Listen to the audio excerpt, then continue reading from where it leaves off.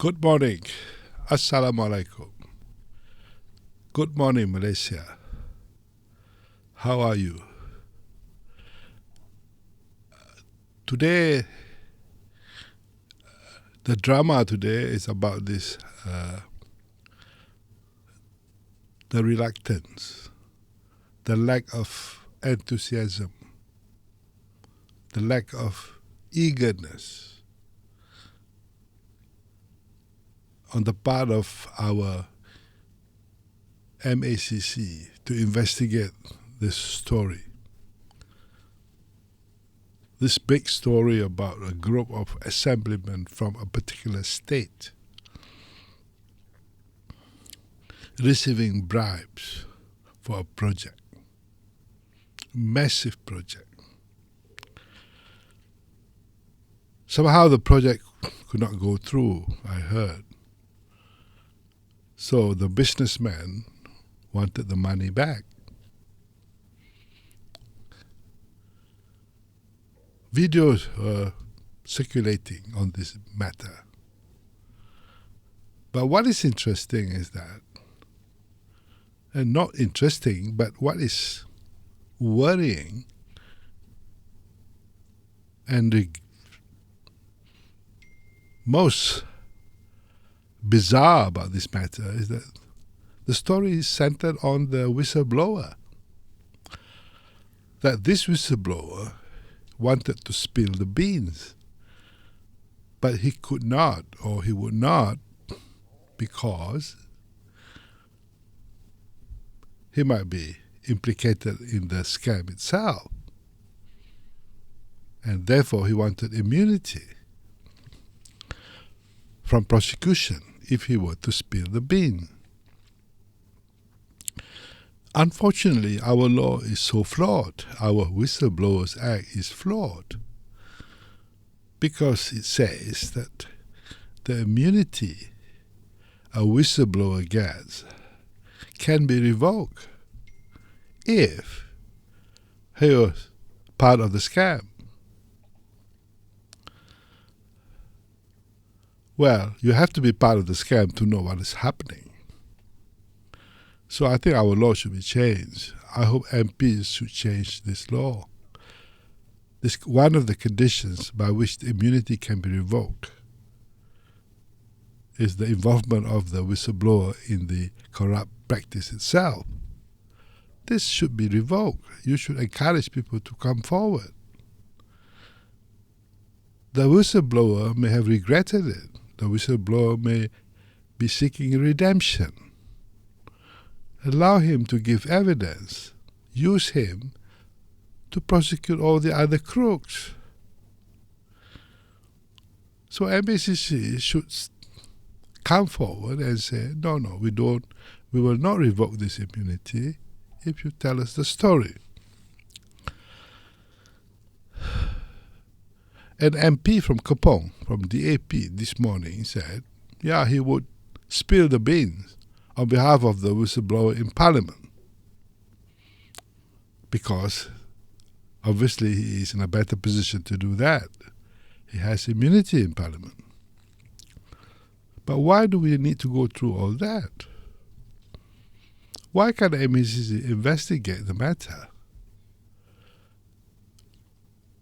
In the first place, an investigation body like the police or MACC, customs and all that, the first information report, which is essential to commence investigation, can be done by the officer of that body. MACC officer, for example, can launch a first information report on this scam, and that will enable MACC to commence investigation. You don't even need the Whistleblowers Act. Why don't they do it?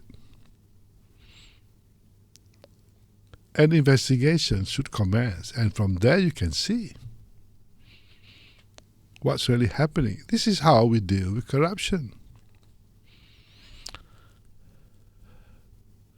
Now, you must remember that in our country, the reality is such that the main culprit for corrupt practices mainly are the politicians. I think so. I think it's the politicians that cause all this problem. Of course, there are corrupt civil servants, there are corrupt businessmen, there are corrupt ordinary citizen of this country. They can be corrupt too. But the major cause of corruption in this country is politics. If MACC is not willing to go after politicians, especially if the politician is inclined to support the government, then we will never address the issue of corruption. This, what the Prime Minister called the endemic problem in the country, corruption. So this morning, in this podcast, I urge MACC not to get involved in political play or whatever it's called. If someone has done wrong, go after him or her or them. There is no need to take into account political consideration. There's no need to wait for a signal from somewhere. This is how we deal with corruption. Now, I heard from unconfirmed sources that this is a big story, a big scam, a big corruption case. So, we're going to have a lot more state elections after this, a few more. And then after that, of course, we're going to have a general election. And we all know that that's when the big money exchange hands between business tycoons and politicians. So it is important that MACC reassert itself at this stage before it gets out of hand.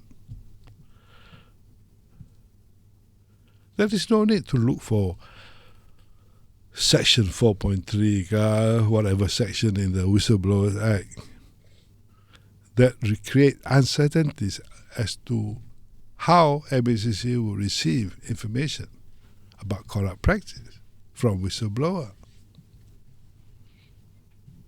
Give the assurance to the whistleblower that they will be protected.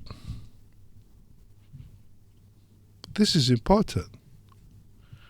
And like I said, you don't need a whistleblower to start with.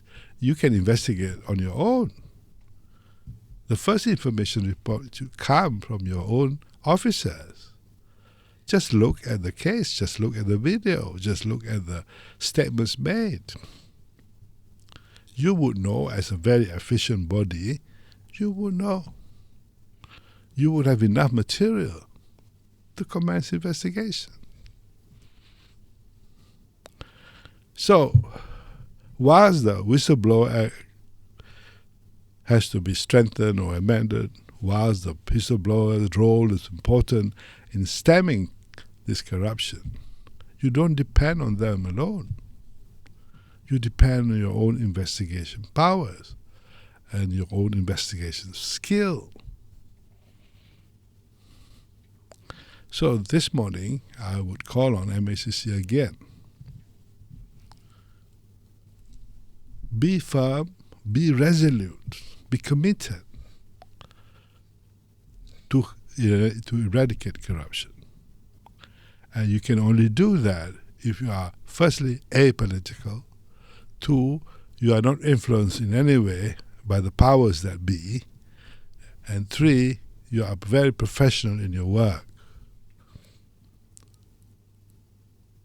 With all that, you should be able to limit, if not eliminate, to limit corrupt practices in the country, especially amongst politicians.